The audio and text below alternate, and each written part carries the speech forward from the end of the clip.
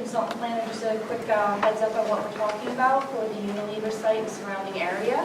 This is based on the action plan for historic properties and the surrounding area, which was a report published back in 2014, which gave us a marketing feasibility study for the surrounding area. I'll turn it over to John Guskowski, who's our consultant planner. I'm sorry, and just if everybody sees, there's a lot of new faces. Barry Busquet, who's chair of planning committee, and Chris Andiskovich is the co-chair for the ad hoc committee for Unilever. So I'll provide a brief overview of what the Planning and Zoning Commission has done in looking at the Unilever property to date, again over the last 4 or 5 years. But the purpose of today's meeting is really to get some input from the public in an informal way as this ad hoc committee sort of moves forward with its goals. So the Unilever property, and I don't know how thick this is shown here, but when we're talking about the Unilever property is outlined in red. We all know what we're talking about. Obviously, it's the 200,000 square foot plus industrial facility, former manufacturing center. That's been idle for a number of years. That's been on the market, and that is truly a pivotal piece for development or redevelopment in Clinton, and particularly in Clinton Center. It's currently zoned industrially, so a variety of commercial and manufacturing uses are allowed there as of right. And a couple of years ago, as part of the potential redevelopment efforts, the Planning and Zoning Commission did pass a tweak to the regulations that allowed slightly larger commercial recreation facilities there. So it opened up the possibility, at least at the time, of a commercial ice rink that could be placed there.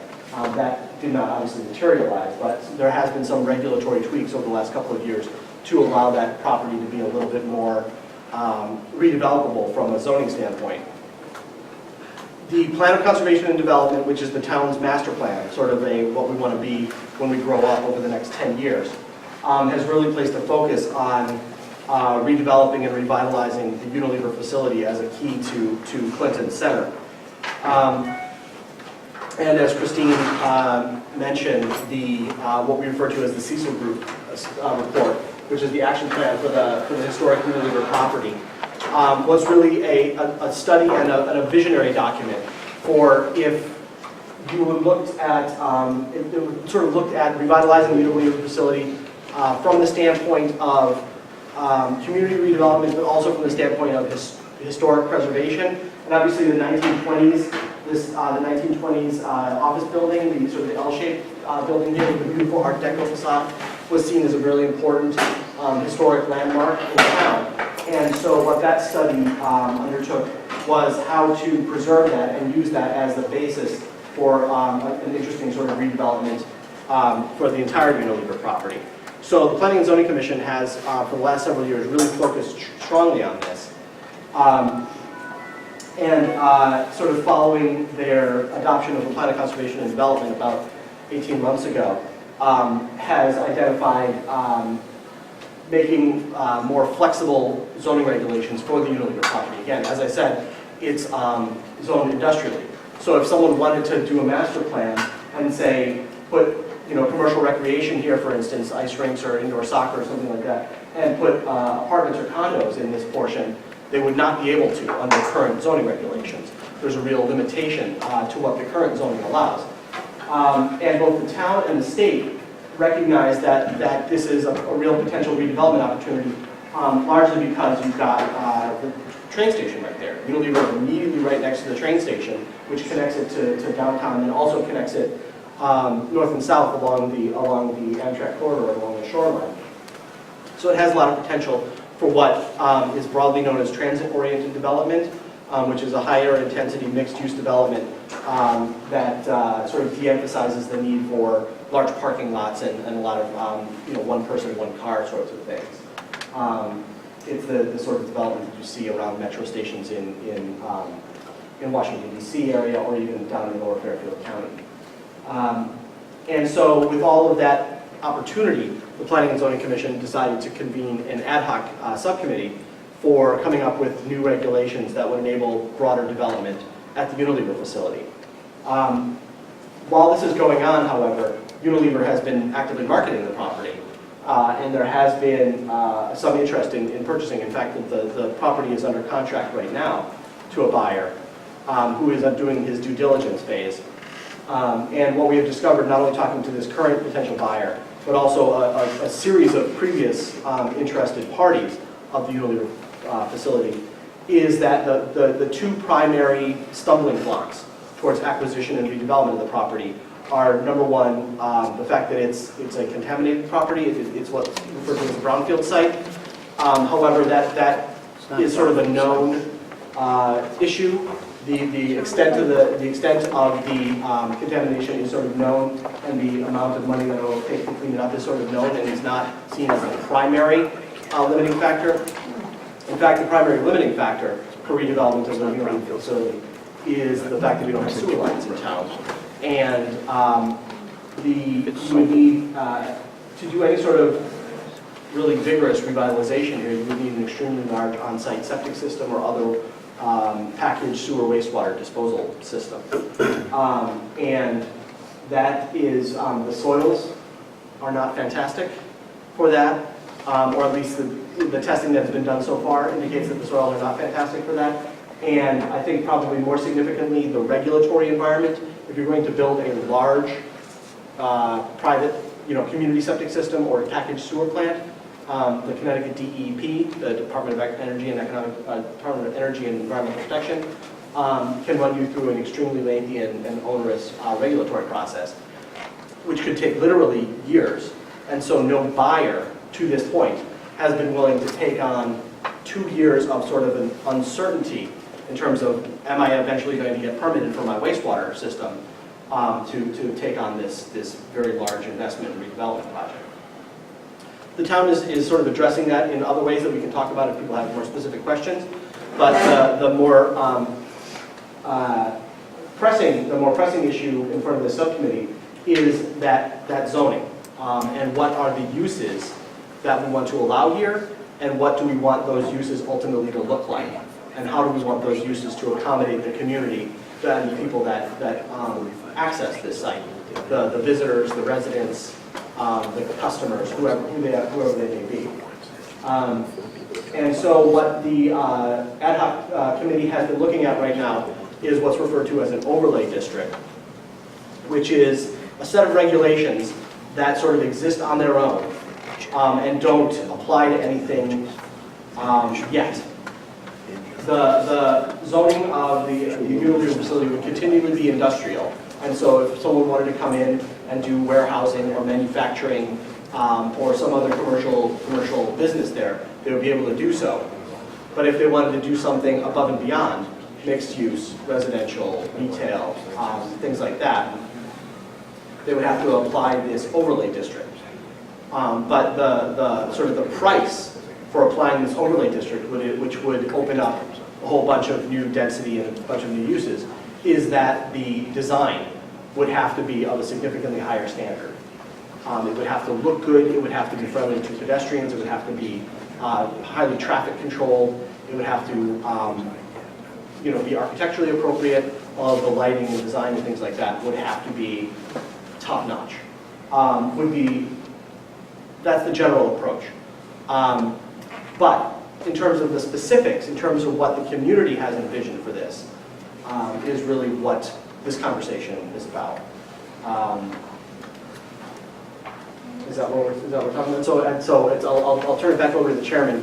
She's in charge of the meeting, but we're happy to take input or questions as people see fit. And just to let everyone know, we have Alan Kravitz, the chairman of Planning and Zoning Commission, just came. We have a sheet right over there, if you wouldn't mind. It's not a formal public hearing, but just so we can get the minutes who's spoken correctly. If you wouldn't mind signing in, if you have any comments. We'll start right from there. If anybody has any comments, questions regarding what's John Ruskowski translated. I mean, the other thing too that we're trying to do here is just try to get the ideas of what people want. And it's not so much as, like, I guess not what we don't want to see there, but what we do want to see there. And the idea is to get ideas and comments from people that are willing to give us ideas that would the best fit for the town of Clinton, so as a whole. So there are a lot of things we can do there, but again, because of certain problems on the site, we're going to be limited to what we can do there. So the zoning regulations will help developers when they come in, but the other factors are also contributing factors to what we really can ultimately do there. So, my name is Bethany Knight, and I'm just curious about, is the current septic system not able to be used by somebody else? That seems to be the indications. I have some messages into the DEP, but so everybody can hear me. The Unilever facility used an extremely specific, purpose-built waste disposal system because they manufacture Vaseline and cold cream and things like that. So they had a very specific package system to deal with that waste. That has been decommissioned, and all they're operating with, as far as I know right now, is essentially storage tanks, holding tanks for domestic sewage, for toilets. As far as the DEP is concerned, this is a mothballed facility that you can't get into and flush a toilet. I haven't heard that directly from them. This is coming from the potential developer. But I'm working at getting a couple of state agencies together to really get at the bottom of this. But yeah, if the new buyer were interested in doing this, he would probably have to install at least a small new septic system just to, do warehousing or something extremely water light, But it's a little bit of an open question.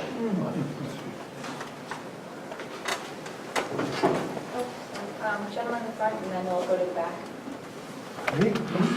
Hi, my name is Charles McAvoy, formerly known as Senior Distribution Systems Engineer, Chief Global Engineer. Okay, I'm very familiar with that site. Although my office was in the logistics center across the street.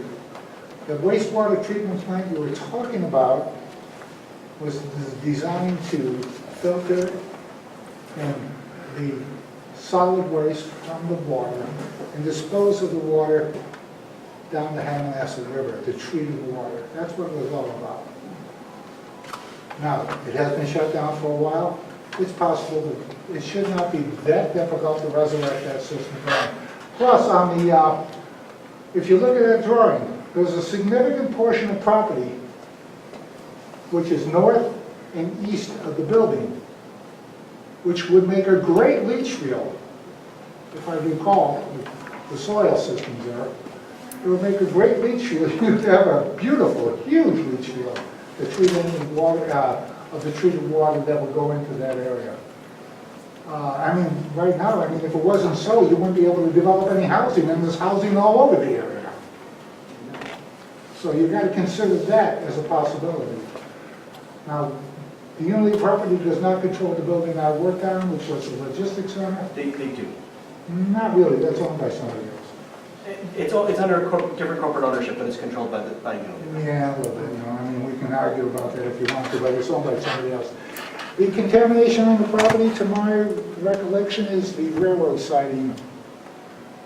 And that's about it. What does that mean, railroad siding? There is a railroad siding that runs along the factory.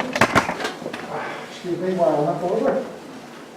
For you people who are not familiar with this property, a railroad siding coming off the main track, that's it right here, where you can offload tank cars, which also include powdered equipment. And that is where the problem comes in. There has been, over the years, material that has leaked and has gone into the ground at that point. That would have to be dug up and treated. It's questionable. I do not know the extent of it, but based on the engineers I used to talk to in the factory, it's not, it could be taken care of. You'd have to just dig down and remove the soil. Nobody wants to pay for that, but it is something that could be done. This whole facility No, here, maybe we should. What about the dump? the dump, Wasn't there a dump there? North of the building. You don't remember that? no, I wasn't there when they had a dump. Oh, come on. I'll tell you what, I have to talk to some people I know that used to work there. But anyway, Trudy worked over here. I work there. yes, I know you did. True, we worked in the same building. Yes, I remember. I started in 68, and there was the north side of the rear exit in there, they dumped product like crazy. Yeah, I heard about that. Product To in the jars. degree, to the degree to what is dumped there, I am not familiar with. Yeah, well, you would get, you would get. But that, anything that was dumped in this area can be removed. That area that was trying to was Yeah. the dump. But this property over here, that's the key to this thing. Yeah. That's where your leach field is. All right. Okay. Although these people over here will probably complain like, oh, heck about that.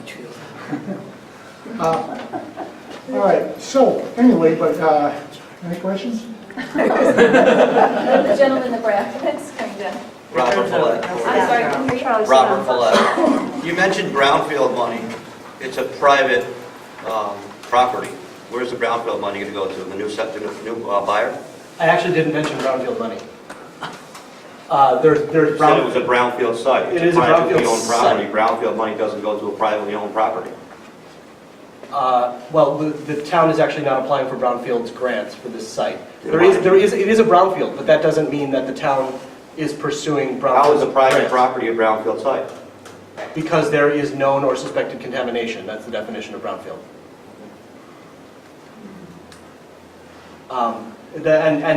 The state has already made it clear For that... being a private property owner, isn't the owner responsible for the cleanup? And why aren't we after them for it? Yes. The Prior owner to the is- sale. The owner is responsible. So why isn't anybody going after them for that now? And all these years it's been empty. It is a known site by the state. I believe what generally would happen if contaminants are leaching off-site or there's some sort of danger to the public health, the DEP would become more actively involved. As far as I know, there is no danger to the public health, and the contamination, whether things are buried or there's something that was in the siding, is contained on site. And so the need for... How do you know it's contained on site? Based on the reporting that Unilever had done that's at the state. So we haven't done any other investigation on that? We're just going off what Unilever says? Well, it's done by, investigation is done by independent licensed environmental professionals. Which were hired by the town or by Unilever? Those are either hired by Unilever or by potential buyers. I'm not sure. I haven't seen the most recent reports. But the only thing that generally would trigger a needed cleanup, other than active contamination spreading, would be the transfer of property from one owner to another. And as long as there's no contamination spreading, Unilever doesn't necessarily have a ton of incentive to clean up their mess, because it's just a bunch of money out the door for them. Is there a way to force them to do it? Well, if they ever want to sell it, something's got to happen. The problem is, in this specific case, Unilever is a gajillion-dollar corporation. This is an extremely small portion of a rounding error of Unilever's bottom line. This isn't a high priority for them, unfortunately. The hope is their efforts to get rid of the property will trigger this cleanup. But unless it's an active public nuisance, it's not something that really gets high on the DEP's list, unfortunately. But yeah, the town has been informed that, again, because Unilever is a gajillion-dollar corporation, the government is not funding any cleanup there. Gajillion. Nice. All numbers are approximate. Anyway, so that sort of answers your question. There is a cost to the brownfields cleanup there, but it is not something that the town is looking to bear, and it is something that will have to happen as the property gets transferred. So the brownfield cleanup will go to the person who purchased it? That'll have to be negotiated between buyer and seller. Thank you. Other questions? I'm sorry, just your name, sorry. Elizabeth Goldstein. You said the property is currently under contract, or there's somebody, There's an option on it, or however that works. Yeah. what are they contemplating doing with it? I would be reluctant to put any words in their mouth, because they haven't come forward with any formal plans. All they've expressed to me personally is that they're open. They have been actually in contact with the Cecil Group, which is the design group that put together the master plan. They like those ideas, but they are also very aware that if they're taking on a major investment, they need to get some revenue going as soon as possible. So they're looking for all options. If they can get, 200,000 square feet of manufacturing for sheet metal fabrication or storage or whatever it is that will start to make them cash positive, that would, at some point facilitate future redevelopment, they're going to look for that cash flow. But they have been more than willing to discuss all sorts of options and haven't objected to anything that the town has been talking about yet. So, that's not very specific, but they're certainly open to discussing. Carol Walters, please, and then I'll get to you. Yeah, please forgive my ignorance here. And I came in late, so I don't know what the preface was here. So the property right now is zoned what? Industrial? Industrial. And you're talking about an overlay zoning, or what was the word after? Oh, an overlay, yes. Okay. So is that something you can put on top of the zoning that it currently has? So is that something that has to be done in cooperation with the owner? Or could planning and zoning just go ahead and do that? Or how does that work? Yes, planning and zoning can do it, and that's, ultimately, we're going to be having the regulations, they'll go to a public hearing stage, and that would be the proposal and overlay with those specific regulations to broaden our existing regulations. So underneath there is the industrial use, but to expand it beyond there. Okay, all right. So the, are they working in cooperation with this? Are they, does Unilever feel like this is appropriate for the town to be doing it this time, or do they just want to be rid of it? Unilever has had no interest in discussing this. So if the property were to change hands, where does that take this project? Would you still go forward and put this overlay on it, and does that require the new owner to do something? There's no requirements for the new owner. What it does is It just makes it possible. it makes it more marketable for them, for anybody else that approaches to develop the site. Okay, I'm just trying to figure out how this works, because the town doesn't own the property. There is a seller, there's a potential buyer. Where does the town fit into this? And so you have spoken with a potential buyer. You have spoken with a potential buyer. And they see this as a positive thing, correct? Correct. In the meantime, you were talking about like storage or something like that, just to offset their debt. So if you were to do this, if you were to go forward with this, how long would this process take? This overlay? So there are a couple of steps. I understand your confusion. The development of the overlay regulations themselves can proceed at the speed of government, however that proceeds. So we are working on draft regulations right now. It's very possible that these could be reviewed and adopted by the end of the year. Well, with public hearing putting on, early 2018. But that's just creating the overlay regulations, which you should think of as sort of hovering and not existing on the ground the same way that an industrial zone exists on the ground, or the way residential zone exists on the ground for all where you folks live. So those regulations can be created and be part of the regulation book, the zoning regulations. But until such time as the developer, which hopefully would be the owner of the property, or someone who has an option on the property, presents a master plan with architectural designs, with road layouts, with all of the well and septic systems and traffic reports, the master plan for the property that would be enabled by these still floating regulations. Until such time as we have that master plan, those regulations will not land. And so the Planning and Zoning Commission will see the plan, the actual plan, which these regulations would enable, before they actually have to decide on whether to trigger those regulations. So they will go in with their eyes open, knowing what they're getting into, essentially. Is the entire parcel there industrial? Yes. Well, so the potential may exist, providing they could deal with wastewater, to turn that whole thing into industrial, and then that's not what anybody would like to see there, but Well, that's a question. I'm not assuming that. You know, well, I don't- It's as of right now, it is an industrial zone. Somebody could come in, the new property owner could come in and utilize it as industrial, and they would just go through the typical application process for an as-of-right use. Okay, all right, my confusion came from the interplay between the owner and the town, and I think I've got it. Thank Ask you. Carol a question. Why did you say that people wouldn't want an industry there? No, I just, Well, you figured implied because it's that- surrounded by residential, that there would be a lot of opposition to, I mean, we have very limited industrial land in Clinton, very, very limited, and personally, I'd like to see it maximized or used to its best potential.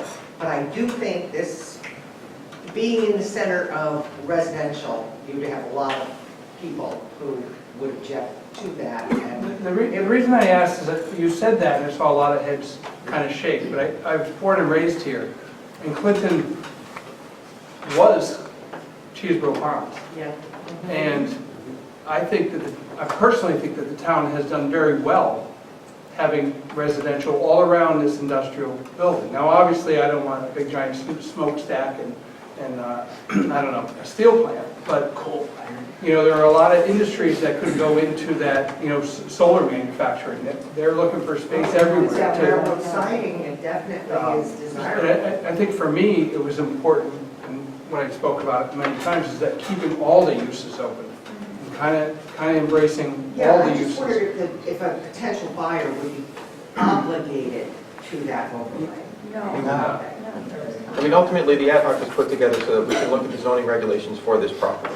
You find And that's out- what we needed to look at, so that we knew that it's an industrial property right now. The reason we convened the ad hoc committee was to see if we could put together regulations that would allow us for an expansion of these regulations, so that if there was some way for us to expand regulation requirements, so that when a new developer does come in and is looking to put something in this property, we have the ability to say to him, here's what we have. Again, it's not there, it's over it, we're not doing anything to this piece of property until somebody comes forward and says, this is what I'd like to do there. And at the point that we have the ability and the opportunity to sit there and say, well, we have some regulations that might allow you to do these, you know, it opens up the ability for us to market this property with just what it is currently, which is not, I don't think, we can't say that nobody wants it, but what we can say is we're going to welcome the opportunity to have many options on what we can do on this property for the town. All right, I'm going to go to the gentleman in the front, and then we're going to go to Charlene, and then we'll come back. I'm sorry, you had a question? No. You did. Everybody's looking at everybody else. Ask for the woman. All right, we'll go to Charlene.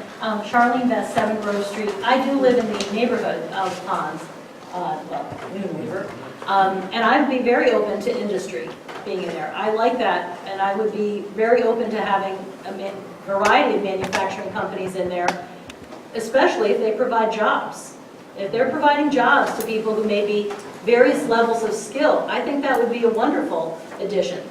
People that live there are used to that being an industrial site. So just like Carol was saying, you know, it's been there, we're used to that. Maybe there are more fun uses for it, but I would like it to be industrial. If we can find a variety of people to come in, maybe not just one large industry, but maybe some smaller individual businesses who do manufacturing or specialty or craftsman type things. You know, I'm thinking, my brother does concrete work, and he's just taken a huge space in Essex. And it would be great if he could do something more locally.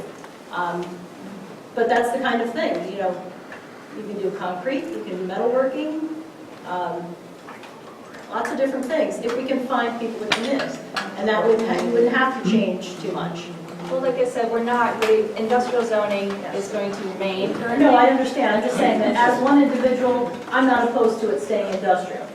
And just to clarify also, for those of you who haven't been able to look over the action plan, what it does is a marketing feasibility study that looks at what type of industries, both in a smaller geographic area and a larger, broader geographic area, would be actually interested in adaptive reuse of the site. And it also talks about the tax credits available for historic properties, et cetera, that makes it more marketable for Clinton and for the Unilever property. So that's why we're trying to broaden the regulations to make sure we're covering all bases to open up opportunity for the site. So, Charlie, you had another question? as well? Yeah, well, actually, I wanted to go along with the idea of clarifying this overlay. It's my understanding the overlay you're talking about is is opening the site up for residential, which would be the part of the historic building that says ponds on the front of it. Probably the top 3 floors could be used for residential. The other part is industrial, and a section of the buildings, I believe somebody was talking about using that for entertainment, i.e. ice hockey, rinks, indoor soccer, etc. I assume that's what you're talking about by an overlay, a multi-use capability. That's right. Those are all of the, it wouldn't, an overlay would also not limit uses to the existing building, portions of which could be removed, portions of which could be expanded, but also adding additional buildings around the periphery of the site, whether that be small office buildings, whether that be townhouses. The overlay would enable that wide variety of mixing of uses. But Okay, yes. so then I agree with what you're saying. It's good to know. Yeah, the overlay is about options, and the question that's really before us is what should those options be? I mean, even industrial is almost too vague a notion. What kind of industry? We looked at, with the Cecil Group, they've been involved in a lot of sort of what people call innovation centers, where you provide space and facilities and even services for small businesses that are starting up, with this shared office space, sometimes even shared office staff. The thoughts weren't looking for a single operator, but multiple operators, particularly locally based operators. A multinational corporation can come in, as we've learned in this state, for a year or two, and they leave. But the notion was to take the skill sets and the resources that exist locally and try to figure out a strategy for reinforcing them, providing space, services, access to transportation, access to skilled technical personnel who might live in the area or might commute into the area by rail. So what we really need is your notion of options. What options would you like to see? Nothing imposed at this point. We need to free think about what you think would work for this town, given that site, given the fact that it's going to be a transitional process, some storage use that generates relatively few jobs and relatively little tax revenue might be an interim strategy, but we need to think about where we want that to go, how we want that to evolve. Allison Roberts, question that I have. So I want to first echo what Charlene said about industrial. I think that industrial uses would be welcomed. I mean, most of us who lived here for a long time know someone or related to someone who that's how they made their living, was at Cheeseboro Pond. So bringing jobs back to a town that maybe there's some economic woes here would be wonderful to have opportunities. But that being said, so my question, because I've spent a lot of time recently at the Piano Works in Deep River, and they did a very nice job of making something that was obsolete into very nice condos. It's walkable to the downtown, so maybe something like that would promote more business or more restaurants in the center. My question though is, when we talk about the historical property, are we talking about that first part that's an L, or are we talking about the whole building? Just generally. Right, yeah, no, generally speaking, you're talking about the L, that, it was a At the front, 1920s, the one that says ponds on the front. Yes. That's, 90,000 square feet, plus or minus, So- 4 stories. The section of the L that you're talking about, the L's part that sticks out is not historic. It's not original. No, it's added on. Most of that building is, added on long, It's areas. just the facade, we'd like to say. Yeah. Just It's the facade. it's the 4-story facade that says ponds that you're interested in. Keep in mind, It's nice. keep in mind that the new owner could demolish the building and take everything down. Yeah. And put something up that's completely different. We personally kind of want to keep that design. It's certainly part of our character, part of our history. But it is private property, and he or they would have the right to put something else up, provided it That's what I was kind of getting at. Met So our what is it- regulations. Does it hinder someone who has a different vision for it? No, and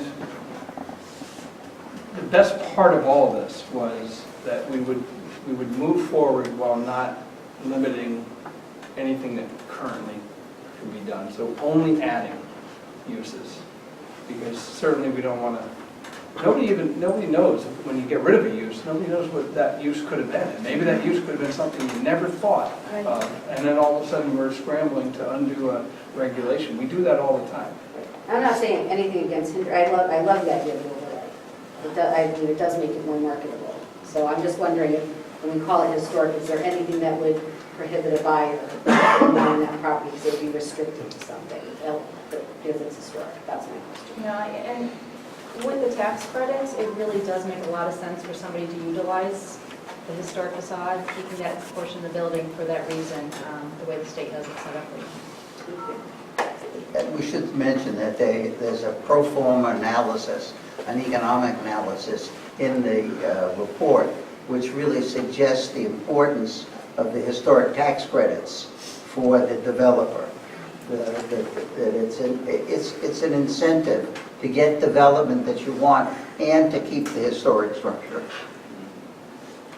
I would just like to add, I was not thinking that I was coming to this meeting tonight to give ideas, I was coming to listen. So when you're saying you want to know what the public is thinking, I would say in general, having lived in the community for 3 years, I'm struck by the fact there isn't much nice, affordable senior housing or affordable housing that's small for people who are coming in, 1 or 2 people, that's walking distance in town. I know there's the Liberty Place is being built, but to me that's out on the back side of the room. I wouldn't want to live there myself. I'd like to be more in town. And I think that Allison was saying this Piano Works it's a residential one, right? Yes. Yeah. I mean, we've all seen schools and different old warehouses turn into great housing. I think that could be a big plus, being on the train. And it isn't exclusive. It could be other things happening, but I would hope to see some affordable housing in Clinton. When you say affordable housing, do you mean to meet the state standard for affordable housing, or just in general housing that's affordable? I'm not ready to define it, but I think for me, when I moved to town, trying to find anything that was decent, that was under $200,000 was, unless you wanted a condo, it was really nothing there. So that's the general idea. Or maybe even less for, a mix. I think it would be useful to talk about some of the uses that were discussed in the charrette that was part of this process. There were a lot of ideas tossed out, ideas like the Innovation Center that supports the development of small businesses in a multiplicity of ways. There was an idea that the ground floor of the old building, the historic building, could be turned into some sort of local commercial, almost a passageway through the floor that would connect both sides of the site and connect to the train station so that there was pedestrian circulation through the center of the site. And if any new residential development was primarily on the northwestern part of the site, that's in the plan. And there was talk about a brewery. And that was early on in the craft brewing thing, when the market wasn't quite as saturated. If you're not ahead of the curve, you're behind it. We missed it on that. But the Spirit Brew distilling now has some limitations because it's flammable. And there was some talk about that possibility. What else? Oh, artist housing. The possibility not only of affordable housing, but affordable artist housing. Very often, that's a key to revitalization in an area. The artists come first. The crafts come with the artists. The pubs come with the crafts and arts people. You know, that kind of a generator of something new that would become part of the identity of the town. Would provide jobs, would bring a different group of people into town, might encourage the in-migration of millennials, because they seem to be the ones with money and skills. We need your ideas, your thoughts. This is the time. It's my thought that we need to maintain this as primarily industrial. We don't have that much industrial space in the town. If we let it become any kind of residential, you're going to lose it forever as an industrial base. And if we have nothing but residential in the town, you're going to see our tax rates go way up as residents. So the thing about it is we have to be very protective of our industrial zones. Will we get people to come in that want to bring industry into the town? That's a different question. But if we have no place for them, they're certainly not going to come. And then what's the industrial strategy? You know, that That's the a state very is good not question. doing so well in terms of industry. There's, it's like commercial. We talk about commercial, but stores are closing. We talk about industrial, but industrial isn't exactly flooding in Connecticut. The question is, what specific kind of industrial would be appropriate to this particular site? Okay. Industry in Connecticut has had a problem, but primarily it's large-scale industry like GE. They blame us for our tax base. Okay, we've got a high tax base. What's the truth about GE? They want to become a systems house. That's why they went to Boston. They want to be by MIT. They want to get people from that. They got rid of their commercial household appliances. They got rid of their electronics. Why? Because they can't compete with the Eastern companies, such as in Japan and South Korea. Not so much China, because they're under contract to them. So what are they trying to do? They're trying to become the next Amazon. Because that's where the money is. Go ahead. You want to say something? I do, because I'm an industrial auctioneer, and I can tell you that there used to be plentiful jobs in Connecticut liquidating small machine shops. These machine shops, small machine shops, small job shops that you could utilize to go in there, don't exist on a main scale because they're the ones that fed the GEs and fed these other places. So when GE and these other companies leave, it's a downstream trickle. True. And so you're going to have a hard time getting those old traditional industries back into a site like a Unilever. So that's why I think we have to be very innovative in what we think The we want to high-tech accomplish. version of those old shops is Exactly. proliferating around Middletown, basically serving Pratt Whitney, doing Exactly. subcontracting for Pratt Whitney. And a lot of people from Clinton commute to that area and hold those jobs, by the way. We know the commuting pattern. Let me finish off this question, if I might. Sure. You mentioned small firms that work for GE. GE, as a manufacturer, is basically limited right now to the jet engine business, which is nowhere near here. Because you tell me what else they got. What else do they have in Connecticut anymore? They had engineering. They had their office complex. They did not have much manufacturing. GE is just one example of many businesses that have left. And you're right, GE Finance, they're leaving the Danbury area.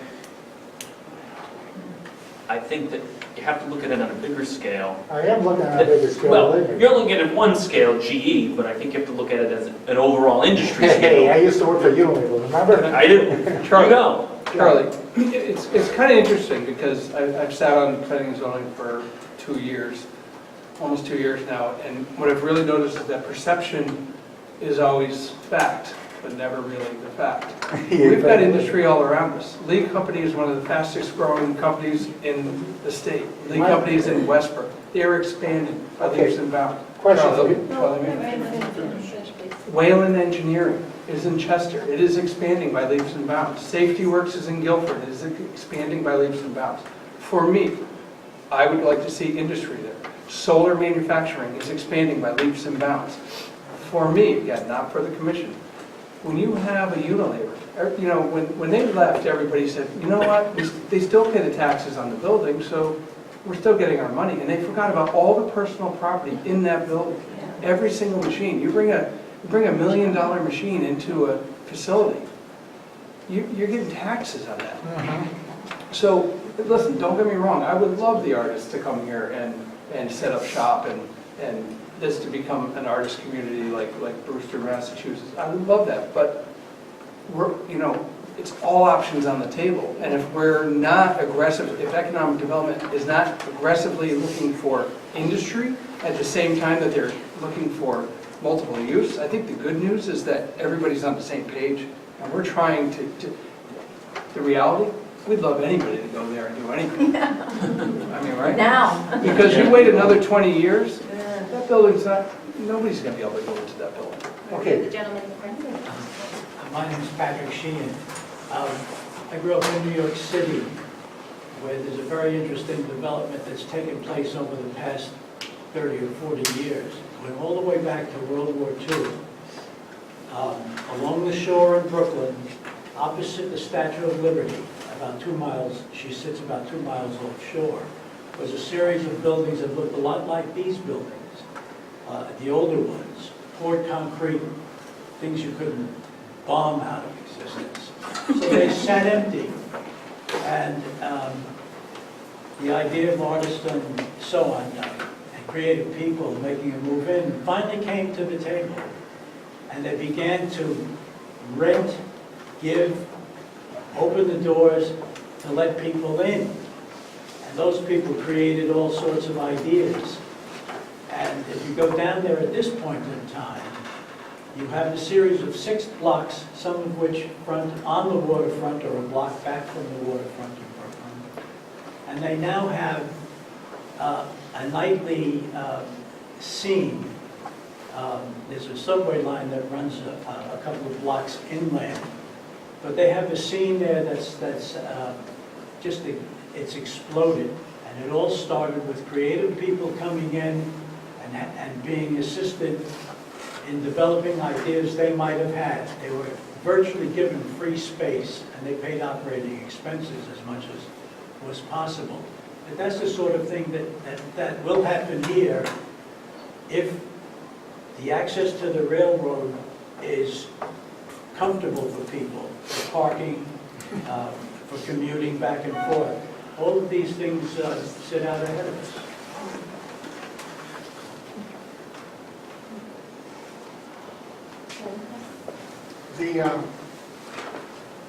The situation you're talking about, companies like Lee Company. Lee Company wanted to come to that site. It was primarily the pollution on the siding that deferred them, where they didn't want to handle that. The thing about it is, now it's almost, getting state money is almost impossible. In the past, it would have been helpful if we could have gotten some kind of grants to clean up that, something like that siding. It would have made the development of that property much more feasible. Yes, it's owned by Unilever. Yes, they would have picked up a part of it. I believe. Charlie, why would any taxpayer pay to clean up a company that is probably one of the top 5 companies in the world? Because we do it all the time. Yeah, we do. That doesn't make it right. And with the state being bankrupt, I can't imagine taxpayers would. Now you can't, but 10 years ago you could have. I can't talk about 10 years ago. I can tell you that we did diligently, right, John, look at brownfield grants and The answer was. Well, that's the The key. problem with brownfield grants is you need a user. The way they're apportioned out is based on the fact you have somebody who wants to use that space. And that makes it reasonable. It's not an investment in a chance. It's an investment in a probability. Now, correct me if I'm wrong, the Lee Company wanted that facility, did they not? Yes, they looked at it. And what was the biggest complaint? Vibration. Well, there were several issues. One had to do with the environmental issues, which there is a phase one environmental study that Unilever has, which nobody has ever seen other than clients that were looking at it and wanted to know the magnitude of the cleanup. One of the reasons that I heard from a Unilever employee was that close to the train track, there were vibrations that made it very difficult to maintain the calibration on heavy equipment used in precision manufacturing. And, you have to, the trains go by regularly. And that, it was a reasonable, I don't know whether it was an excuse or not, but the person had no reason to lie to me. It was a casual encounter. John, are there any, is it John, is that the name? Yeah, okay. Are there any examples of communities that have done creative things to push the seller a little bit, like, other than just begging? I mean, are there incentives that we could have done with Unilever or still can to make them remember they have this orphan child in Clinton? That's an interesting question. This is something that we may require a sort of a larger political effort. Basically, Unilever, if you look at their corporate website, is all splashed across with sustainability and being a good citizen, being a good corporate citizen. I know First Selectman Farmer has sent a letter to them reminding them of their responsibility. But to a certain extent, it's sort of like me trying to get the president on the phone. They're not going to. But there are, we have brought, congressmen and senators to this site, and I think that sort of ramping up of political attention on it. Again, if things are clearly stalled, and if Unilever is clearly sort of reticent to pay too much attention to it, yeah, I think that's the way to go. But for the time being, again, because they're so well funded, their taxes are current. They have someone in the building that keeps the lights on, sweeps the floor regularly, and the building is in really good shape, which is to the benefit of the town because any future user would be able to, again, assuming you can get a wastewater system going, would be able to move right in. But it also, they're awfully hard to turn the screws on. John, did you want to discuss talking about incentives about the wastewater? So when we talked about brownfields, which is a known problem, but the magnitude of it is not something that would kill the redevelopment of this, especially when you look at the size of the property and the potential value.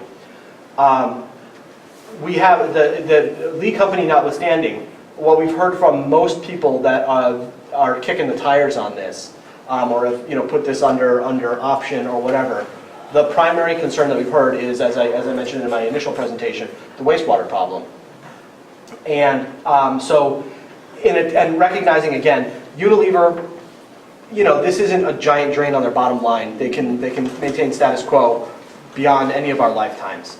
And again, it's really difficult for a developer, a purchaser, to take on that challenge, given the multiple years potentially of uncertainty. So a grant that we have applied for, a joint effort of the Planning and Zoning Commission and the Board of Selectmen, was a project known as Responsible Growth and Transit-Oriented Development Grant, which is a grant from the state, which they haven't released any information about, again, because there's no budget. But it's funds that are should be used to enable development and redevelopment in transit areas. And this is a prime example of a potential redevelopment in a transit area. So what we applied for is basically to do all of the due diligence, do all the soil testing, do all of the engineering perhaps in the areas that you were referencing on the site, to basically pre-design and pre-approve a wastewater disposal system, so that we would know how big it's going to be, we would know where it's going to be, and we would know how much it's going to cost, and we would know that the state is okay with it.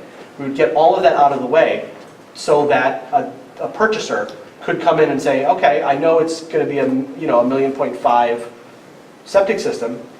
That's fine, as long as I know what the cost is and I know it can happen. So the hope is that we'll get a grant, can do some engineering and actually design something to allow the wheels to go. Because frankly, again, it's under private ownership. It's under private ownership by a corporation that we can't really lean on financially. So the town is sort of resolved to do what is within their power to proceed. The septic system is one, and then this committee to open up the possibilities for future uses through zoning. Those are knobs that we can turn. And just to add to that, because the process with DEEP is so lengthy, we're hoping to curtail some of that. Yeah, beautiful. Any other questions or any other input that you'd like to add, ideas? One thing, Harry and Joel, just because it's out there, I want to put mine out there. I think the very last thing I'd want to see up there is affordable housing, under 200,000, nothing personal. But okay. There's got to be like use for that, tax use for that, and that isn't it. That was actually one of the questions at the last meeting when we had a lot of discussion about it. And that's why I asked about affordable housing versus affordable housing. And, one of the issues that we have in our economy is that one of our areas of economic resource is Route 1. And we have a town hall, a police department, fire department. We used to have a library. We need things on Route 1 that are producing revenue. So for me, if it was affordable housing, not the state affordable housing, meaning they're not going to get tax credits and things like that, I'd be okay with it. Again, I'd be okay with anybody coming in there wanting to do anything. But I would agree with you, I would rather see high-end, very high-end artists. Or if it's going to go that way, very high-end condos where people would hop on the train and go into Fairfield or wherever to work, or Greenwich, and come back out here at night. But if we write some of the regulations, we could, and if it could go to public hearing, we could actually say that it would have to be a certain amount of square footage, which we can't say how much it would cost, but if we made sure that the unit had to be a certain amount of square footage, maybe we don't call it affordable housing at that point. But then you would have dual use and you'd have revenue on a very important topic, one that used to give us our number one revenue. Remember, we're going from number one revenue to almost nothing. I'm just going to clarify, with affordable housing, deep restricted affordable housing, you do get tax revenue. It's like any other housing in the town, in the state. The only way to reduce it is whether or not Board of Selectmen, Board of Finance to do any sort of abatement on a property, and that is the only way. One of the great options with this location for affordable housing would be that it would also go towards our percentage. The state mandates a 10% affordable housing within a town, and currently we're in around almost 3%, but over 2.5%. Didn't you say at our last meeting that depending on how the affordable housing comes in, that it could be a tax deferral? It's a local choice. It's only local choice.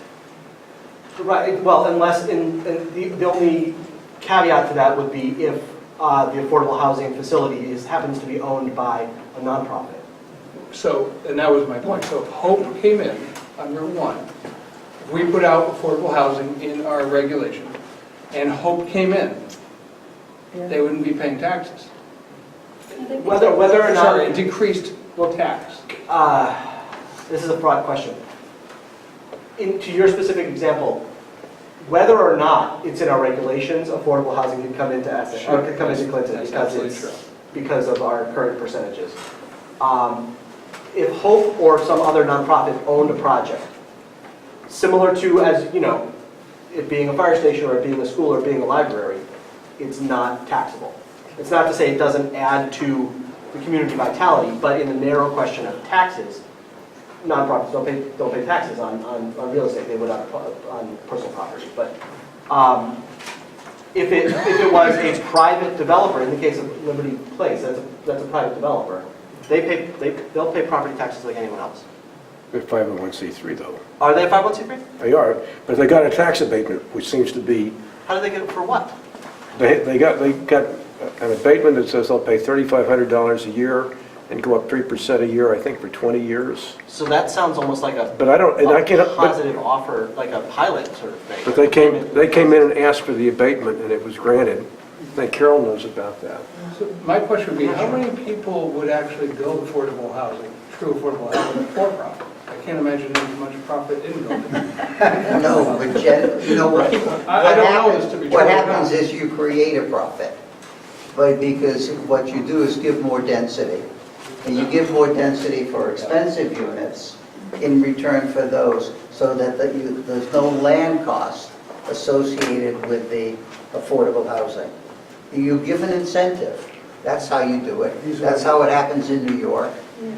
Yeah, the problem with residential is that it doesn't pay its weight in taxes. Largely We've because debated this question. But largely because of education. So you do, and we're 90% residential now, we need more industrial. It's not just, we've had this argument. Right. It's not just residential. It's the value of the residential property, the assessed value. And you can, if you can drive up residential property values, you can more equate residential with the cost of residential services. It's when you have declining residential property values and low values that you begin to get into a problem. And, you know, we had our long discourse on taxes. Old Saybrook had no more commercial industrial property than we had in Clinton as a percentage. And the difference, the real difference, was in the value of the residential property. So we have this big residential property tax base. And if you drive up residential property values, if you have a housing strategy and an economic development strategy that drives up residential property values, you produce more tax rateables and you reduce the differential between residential and, you know, non-residential properties. That's a difficult comparison now. Old Saybrook has a coastline that is longer than ours. It has the Connecticut River, it has North Coast, South Cove, it has East Cove, it has, you know, the tax base in Old Saybrook is fantastic because, of course, their residential is going to be that much higher than us. I work at all their houses. They have, you know, they have Shore Road times 20. They also have more industry than us, and they're a smaller town. The problem I have is that I don't know, so I know what I know, and I don't know anybody who would want to build affordable housing to make money. I mean, tell me if I'm wrong, and I get it, maybe Nobody all builds, the way down the line. you build a percentage of it. Nobody's arguing. Yeah. I would argue against I'm gonna jump back to purely that. affordable housing. I'm going to jump back to the comments from the public, this gentleman in the back. Yeah, hi, I'm Tony Lyons. I work, I'm on the board, president of the board of directors of Hope Partnership. And I just wanted to chime in here a little bit. You know, we've done some affordable housing in Old Saybrook. We actually have a project that we're looking at doing right now in Old Lyme. You know, the demographics and economics are very similar to what you have here in Clinton. I just want to say that the building there that you have here it's a great asset for the town, and it really is something that I'm really glad to see that you're going through this kind of process to think about what potential uses are. And I would really encourage you to not rule out housing. Definitely don't rule out housing, and certainly don't rule out affordable housing, at least for a portion of that property. I would agree that I wouldn't think anyone would propose 100% affordable housing on that property. I think that would be a misuse of that property. But because of the asset that it's so close to the train, so close to town, I could definitely envision a mixed income concept for that project that would include some high-end housing as well as you know, a proportion of it, probably a minority of the units as affordable. And you can see what they're doing in Old Saybrook, the project that just opened by the train station in Old Saybrook. Those are renting for close to $2,000 a month, very high-end housing, and they've got 20% of the units are affordable, and those are running for somewhere around $1,200 or $1,300 a month. So it's definitely something that's achievable, and you could strike that balance. It would be a tax-paying property. It would generate significant tax revenue for the town. But I would really encourage you to not rule that out as a potential use, because I think it really was something that, if you could figure out the septic and the environmental issues, would really be a good use for that property. Just my 2 cents. I mean, and ultimately, I don't think anybody on here is doing away with affordable housing or not thinking about it in some way. I mean, we have to meet a state mandated requirement for affordable housing. And I don't think we're sitting here and saying, in this huge project, we're just talking housing. I mean, that's why we're doing what we're doing. The ad hoc was put together so that we could talk about overlays, so that we can find other things to put there. This is a huge project. This is a huge building. To sit here and say we're just worrying about affordable housing, I think is the wrong concept of what we want to do here. We want to get it out to the public so we get more input from the public to know what other things other than maybe housing. Because there's going to be developers that come in there, and we're going to be able to go to them and have conversations with them. We haven't had conversations with them at length now about sort of anything specific on this property. What we're trying to do is just put zoning regulations out there that allow us to be competitive in the marketplace and find somebody to get into this building that wants to develop it for our town. Is a possibility of a movie studio or cartoon academy or animation production, is that something that you'd have to change the zoning for? Yes, you would. But again, that could be part of an overlay that we put on that property. Do you know a movie studio that's looking for a spot? Well, I know that there have been some, I was up in Vermont for 38 years, and we attracted quite a few animation studios up there, believe it or not, and might have some connections. Give him a card. I was thinking at some point that having some kind of a satellite for a university would be a nice thing to bring to Clinton. A lot of them do that. Depending on which, And it would need remember, to they don't pay taxes, right? Well, I wasn't thinking of that, but then it made me think, well, there are a lot of other smaller certification types of schools. You see them in Branford a lot, when you ride across the highway, that, smaller businesses that teach people how to do something new. And you could do a lot with IT. You're thinking along the lines of animation or movies, IT instructional programs, It would be for profit. Tom Welch, Grove Street. Do we have an idea what the fair market value of the property is and what Unilever would be willing to sell it at, say at a fire sale price? You got mine? You'd have to check I think the asking price was originally in the neighborhood of $4 million. Yeah. I'm not privy to the Unilever's thinking on it. My suspicion is, and please, this is not a formal opinion of a real estate specialist. My suspicion is if a developer, if a buyer was willing to come in and take on the environmental liability and responsibility for environmental cleanup, Unilever would walk away, say it's yours. That would be my suspicion. But I'm not negotiating this. You say that because you think it's worse than what it really is? No, I just think that's Unilever. I think that the potential ongoing headache to Unilever and the ongoing liability out into X future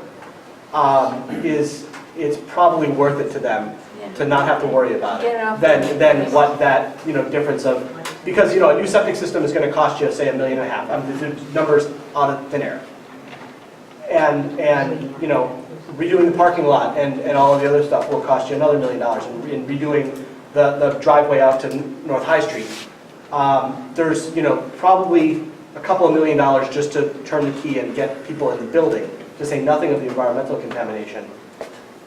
It's a lot of square footage. It's a lot of square footage, but it's wild guess. I would suspect it's really not about the price. It's more about the liability. And just so everybody knows, there's a lot of confidence within the state regarding transit-oriented development, which the site specifically is, and that means sites that are located next to a train station or some sort of public transportation. So the state is going to continue to look at this area as a priority area for Clinton, and that means we will continue to have availability of funds should the state resolve some of the issues out there, but that opens us up to additional grants for funding for specific areas such as this. Yes, Charlie? Okay, you say it's adjacent to the train station. Our train station area, when you look at it compared to Madison, Westbrook, etc., is very limited. Parking is limited. We only have access to one side of the railroad tracks. We need to have a train station that allows you to have, with a walkover, you can get on either side, and with adequate parking for people to use. Right now, we have neither. Actually, February the 11th. We'll see you next week. yeah, that's on the 11th. I'll remind them. Okay. And Town Hall, DOT and Amtrak will be coming in for an informational session that they're hosting. I don't believe it's through the town, but the town has plans somewhere within the town hall of those upgrades. You'd have to take that, you would have to take the property, the parking area that is now in front of the Cheeseboro Ponds building. No. Actually, this is, and I want to be sensitive to the time, there's actually another public hearing at 7. But there is this, if you can see this little purple notch. This is, so these are the railroad tracks right here. The purple is owned by Amtrak or the DOT. This is the parking on the south side of the tracks. This little tiny notch right here is actually owned also by Amtrak or DOT. It contains about 20 to 25 parking spaces, and you'll hear this next week if you come. But they are proposing to redo this and have a passenger drop-off pickup area on the north side of the tracks that they do own. This larger part that you sort of think of as the Ponds property is that, but the DOT does control a small parking lot actually on both sides. Actually, that's where I believe the train station used to be. And there will be an up and over. Yeah, and so this is October 11th at 6:30 in Town Hall. They will have a presentation, I believe, from what I understand from their website, and provide a public input session, so. October what? Public input, so you can provide input to them. October the 11th. October the 11th, yes. All right, we'll do one more comment from our chairman, and we're going to close up. Today I was at the bank and I ran into Lynn Davis, who asked me just to speak into the record that if a development happened at the site, she would like to see a tree line and some buffer zone along North High Street preserved. Thank everybody for coming. Where it comes out, where the road comes out. Where that road comes up the hill, and the tree line that runs along North High Street, that area. Thank you, everybody, for coming. If you have additional comments, you can always filter them through to the land use office, and they will get to the ad hoc committee. Thanks very much. I have just a couple of cards if someone has specific input. Yeah, good.